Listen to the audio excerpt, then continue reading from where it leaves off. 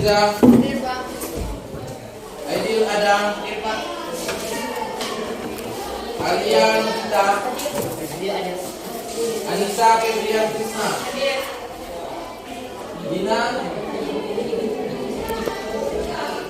Badil Ikra. Ada datang Badil? Mana dia? Ada kabar? Karel, Fitri Amelia,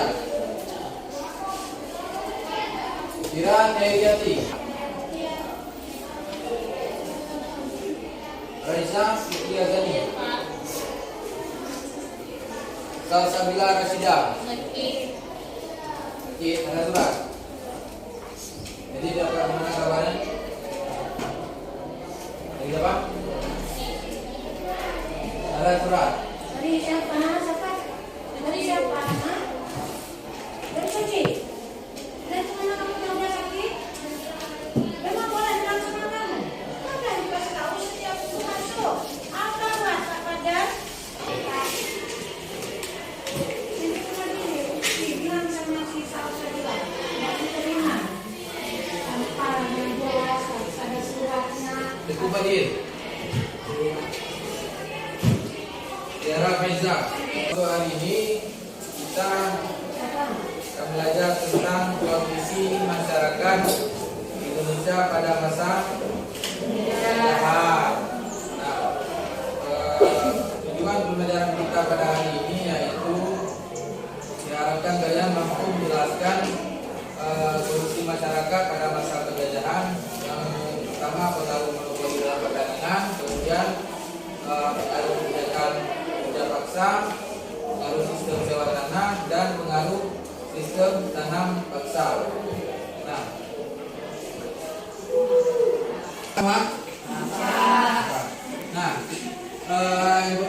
Kondisi masyarakat Indonesia pada masa penjajahan. Nah, gimana, apa saja yang dirasakan atau yang di kondisi masyarakat Indonesia pada masa penjajahan? Kalian tahu? Ada. Yang pertama itu ada pengaruh monopoli dalam perdagangan. Yang kedua, pengaruh kebijakan kerja paksa. Yang ketiga, dan yang keempat, pengaruh sistem tanam paksa. Nah, untuk penjelasannya kita lihat slide selanjutnya. Yang pertama itu ada pengaruh monopoli perdagangan, yaitu suatu kondisi pasar di mana hanya satu saja penjual yang menjadi penguasa yang menyediakan barang ataupun jasa. Oleh karena itu, satu saja penjual yang menguasai pasar, maka dia pun memiliki kontrol secara eksklusif. Apa itu eksklusif? Istimewa. Jadi cuma dia si penjual tadi yang bisa mengontrol atau mengatur semuanya atas pasokan barang atau jasa di pasar, termasuk dalam hal menentukan harga. Tentang ini kita membahas tentang VOC.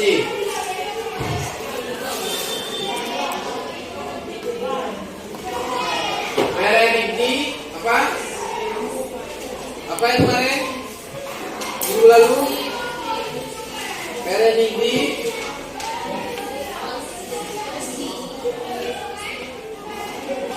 Ost Industrie Company, yaitu perusahaan dari Belanda, kerajaan Belanda. Nah, apa saja yang dilakukan VOC dalam monopoli perdagangan? Yang pertama, menekan para raja untuk memberikan kebijakan kepada VOC. Kemudian setiap kerajaan hanya mengizinkan. Kemudian rakyat tidak memiliki kebebasan dalam perdagangan. Kemudian ketiga, terjadinya permusuhan antar kerajaan atau antar bangsa. Nah, kemudian selanjutnya itu ada pengaruh kebijakan tanam paksa. Nah, ini coba kalian perhatikan.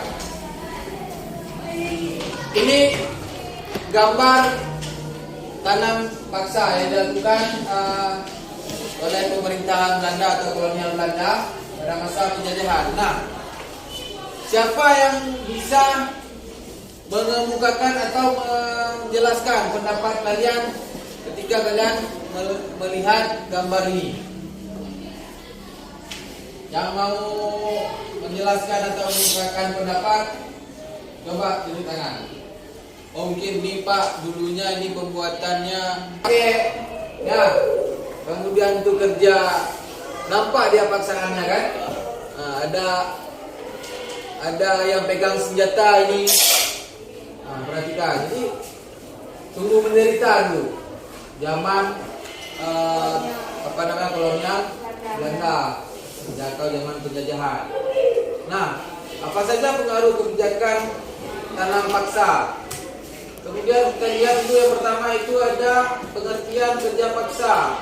Nah, kerja paksa adalah melakukan pekerjaan di bawah ancaman sanksi atau hukuman, di mana pekerja tidak memiliki kebebasan untuk menyepakati pelaksanaan pekerjaan, atau dengan kata lain, pekerjaan yang tidak dilakukan dengan sukarela. Nah, kalian bahasa lebih ringkasnya itu kalian dipaksa kerja tapi tidak diberikan gaji atau upah. Nah, itulah yang dilakukan kolonial Belanda pada masa penjajahan. Kemudian kita lihat lagi di Indonesia. Gubernur Jenderal Herman Willem den Deul. Nah, apa itu pelopor yang melakukan atau memerintahkan kerja paksa pertama kali, yaitu Gubernur Jenderal Herman Willem. Willem adalah pelopor kerja paksa di Indonesia. Keinginan utama jenderal ini adalah agar masyarakat Indonesia mau bekerja untuk kepentingan kerajaan laut. Di mana? Di mana nih? Coba di mana? Daerah mana? Yang nampak nih? Ujung Kulon. Udah ada di PowerPoint ini. Kemudian yang kedua, membangun jalan raya Anyar sampai Panarukan, yang panjangnya itu mencapai 1.100 km. Malah dari sini ke Manado itu 250. Kemudian lagi ke Medan itu sama juga 250. Lagi jauh kan? Dari ujung ke ujung. Ini coba kalian perhatikan di buku ada di halaman berapa? Di halaman 209 ini ada peta nih. Nah, coba kalian perhatikan. Penebangan kayu. Nah, itu dipaksa kerja tanpa digaji. Bayangkan itu tanpa digaji. Mau nggak kalian kerja paksa seperti itu? Makanya sekolah ya, jangan sampai Indonesia dijajah kembali. Ya. Kemudian selanjutnya itu ada yang ketiga, ada pengaruh sistem sewa tanah. Nah, saat Inggris menguasai Indonesia pada tahun 1811 sampai dengan 1816, Gubernur Jenderal Lord Minto membagi jajahan Hindia Belanda menjadi 4 gubername, yaitu Malaka, Sumatera, Jawa, dan Maluku. Nah, Lord Minto selanjutnya menyerahkan tanggung jawab kekuasaan atas seluruh wilayah itu kepada Letnan Gubernur Thomas Stamford Raffles. Raffles apa Raffles? Raffles nggak? Kepala itu Raffles dibayar pakai gaji, itu tidak bisa. Nah, harus dengan 2. Ada masa itu ya. Sepadannya dijual dulu kan? Ya. Kemudian bagi yang memiliki tanah dikenakan pajak kepala. Nah, namun para pelaksana sistem sewa tanah dianggap memiliki banyak kelemahan sehingga gagal diterapkan di Indonesia. Adapun penyebab kegagalan pelaksanaan sistem sewa tanah sebagai berikut. Raffi, apa saja yang membuat pelaksanaan sistem sewa tanah tidak tercapai atau gagal? Sulit menentukan besar kecilnya pajak bagi pemilik tanah karena tidak semua rakyat memiliki tanah yang sama. Ya. Sulit menentukan luas dan tingkat kesuburan tanah petani. Ya. Kemudian, Keterbatasan jumlah pegawai. ya. Masyarakat desa belum mengenal sistem uang. Nah, yang pertama itu sulit menentukan besar kecilnya pajak bagi pemilik tanah karena tidak semua rakyat memiliki tanah yang sama. Kemudian sulit menentukan luas dan tingkat kesuburan tanah petani. Terakhir, yang ketiga, keterbatasan jumlah pegawai. Dan yang terakhir, masyarakat desa belum mengenal sistem uang. Nah, belum mengenal sistem uang. Ini sistemnya apa juga kalian kenal? Barter. Apa itu barter? Pertukaran barang per barang. Nah, pertukaran ya. Misalnya nanti genggam beras, satu kantong beras ditukar dengan satu ikan, misalnya seperti itu. Nah, itu yang disebut dengan sistem barter. Kemudian, nah, ini apa nih? Ini sebelah Daud. Kemudian ada kakao atau kalau bahasa Aceh ini pun coklat. Kemudian ada kopi. Nah, kita lihat lagi ya apa? Ini ada pengertian sistem tanam paksa. Nah, sistem tanam paksa adalah sistem yang mengharuskan rakyat melaksanakan memimpin pemerintah kolonial Belanda pada masa itu.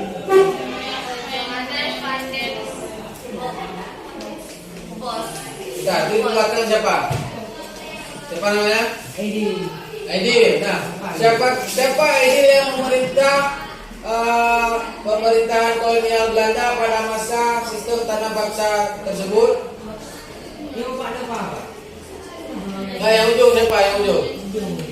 Ah, siapa nama pemerintah kolonial Belanda yang memimpin kolonial Belanda pada masa sistem tanam paksa? Siapa?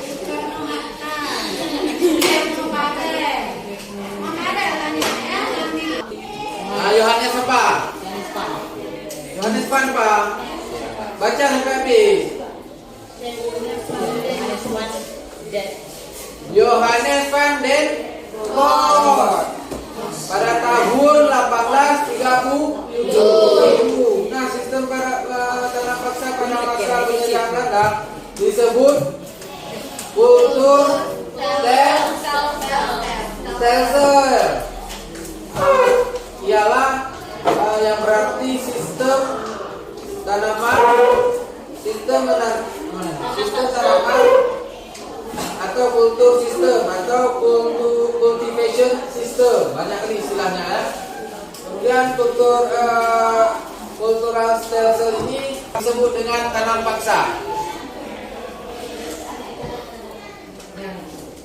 Dari tadi Bapak ngomong apa juga? Apa Mesan? Kenapa masyarakat Jawa itu menyebutkan bahwa teori kultur sistem ini disebut dengan tanam paksa? Kenapa disebut dengan tanam paksa, Faisal?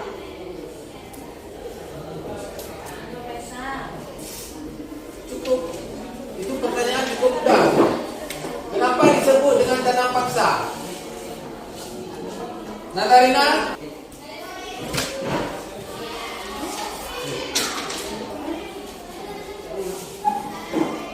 Kemudian praktik yang dilakukan dalam sistem tanam paksa.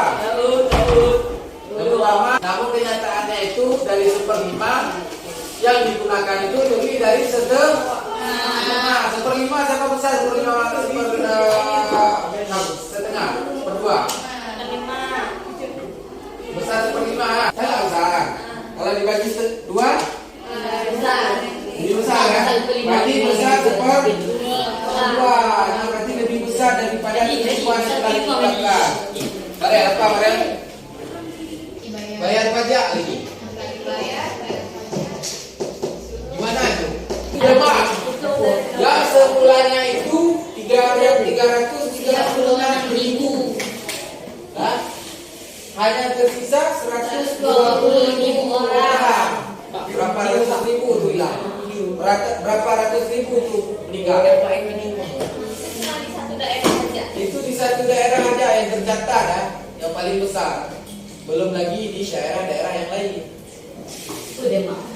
Demak itu sebuah salah satu wilayah atau daerah di daerah Jawa.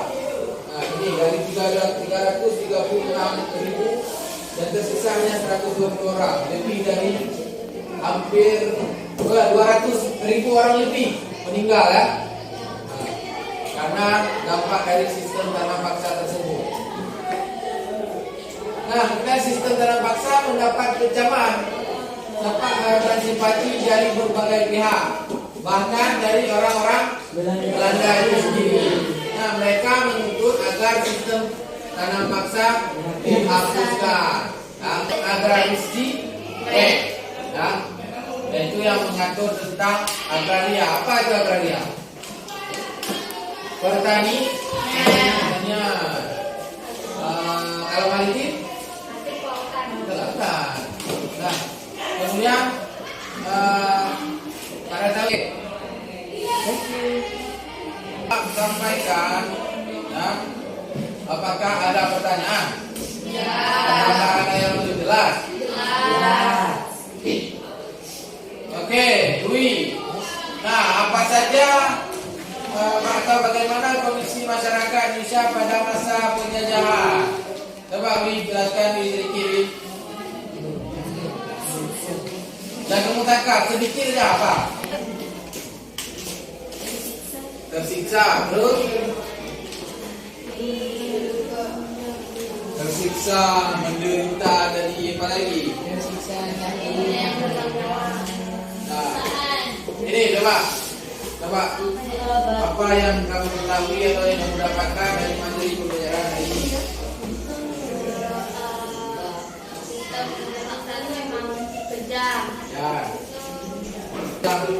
Ya, kalian ini ada RKPD, Lembaga Kerja Pemuda Didik. Ya, kalian bentuk kelompok dulu. Mohon didengar ya. Ini nanti kelompok 1 tolong bangun. Kalian bentuk terus, akan meja kalian di dulu itu ya. Kelompok 1. Pertama Abdalul Mirja.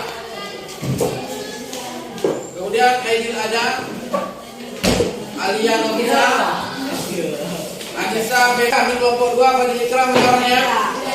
Nah, ini dia Farel. Farel buat di meja gede. Di sini di belakang semua kita ini. Farel, Fikri, Ira Hediating ada.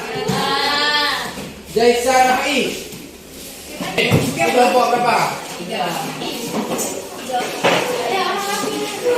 Ini kelompok.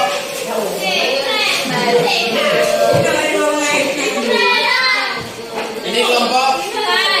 Kelompok 4.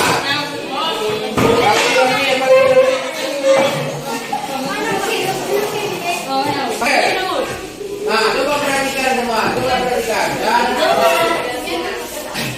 Ini di sini ada kelompok, ya.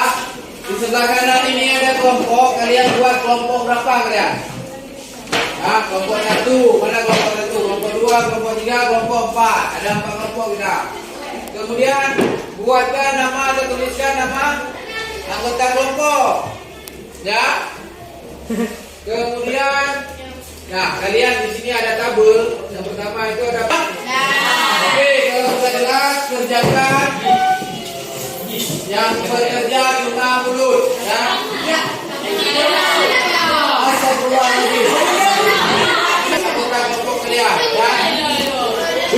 bukan ini. Waktunya 10 menit ya. Makanya buat banyak itu. Waktunya 10 menit dari sekarang ya.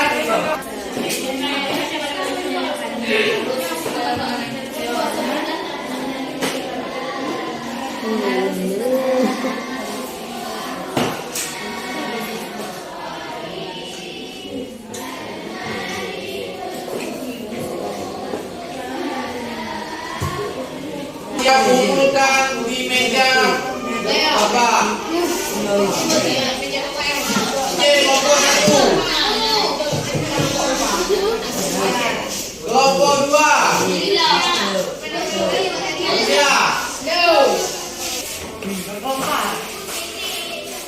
kelompok 4.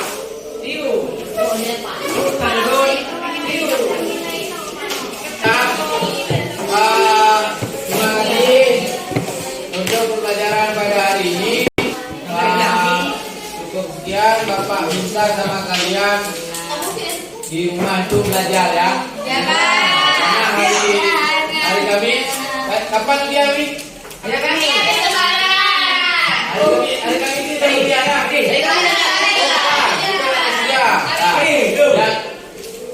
Ya di rumah ya.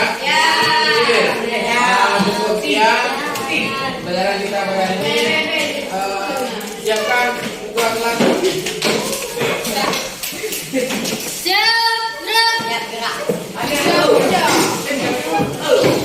Udah siap semua? Dah, coba lihat, udah siap semua nih kawan-kawannya? Dah.